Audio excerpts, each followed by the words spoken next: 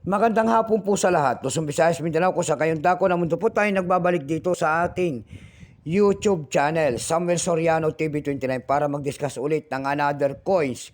Ayan. At ito ay ating hilig, mangulikta ng barya at isa tayong kolektor. Ayan. Magandang hapon po sa lahat ng aking mga subscriber. Kung sa kayong dako na mundo po, KFC po sa lahat, in God bless. Maraming salamat po sa lahat ng aking mga subscriber dyan. Thank you so much. Yun naman po, hindi pa po nakapag-subscribe dito sa aking munting channel. Ayan, aanyayahan ko sana kayo at malaking tulong na po o bagay ang inyong gagawin. Tulad ng pagpindot ng ating subscribe button, like and share para ma-update ko kayo sa mga latest ko pang gagawin mga video po. May isi-share na naman tayong barya para malaman natin ang tulay na presyo niya. Ayan po. Ito po ay pera po ng United States. Ayan, $1 po. Ayan. Year 1995, ayan, baka mayroon kayong mga ganyan dyan, ayan. Willing tayong bumili ng mga ganyan. Ayan, above 30 po at hindi pa po kamahala ng mga ganito mga world coins. Ayan. Bago tayo magsimula sa ating talakayan, ayan, kilalanin mo muna natin siya para makita ang kanyang presyo. Issue po, United States, ang makapangyarihang bansa. Period, Federal Republic 1776 up to date po. Type standard circulation coins.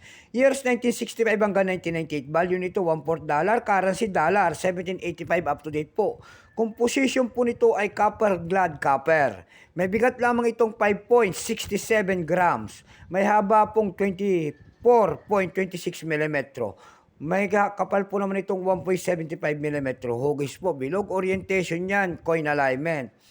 Number N-55, reference number KM-164-A. Tatlong klase po ang ginawa sa barya na hawak natin.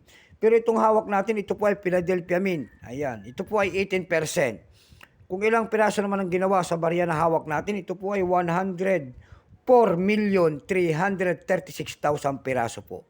May price na po ito doon sa ating numista, itong hawak natin na coins. Yung kanyang verifying 15 pesos, extra fine 15. Ang circulated nito ay nagkakalaga po ng 48 pesos.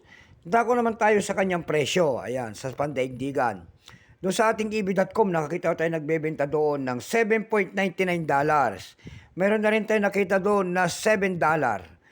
Pinakamalit po ay 337 pesos. Dako naman tayo sa Carousel PH. Sa Carousel PH naman po, mayroon tayo nakita na nagbebenta doon ng 500 pesos per piece nito. Meron na rin tayo nakita doon nagbebenta nito ng 140 pesos. Yung pinakamalit po ay 100 pesos. Ayan lamang po ang aking may babahaging kanyang presyo. Sagad na. So hanggang dito na lamang po, Luzon, Visayas, Mindanao, kung sa kayong dako na mundo po. KFC po sa lahat, in God bless.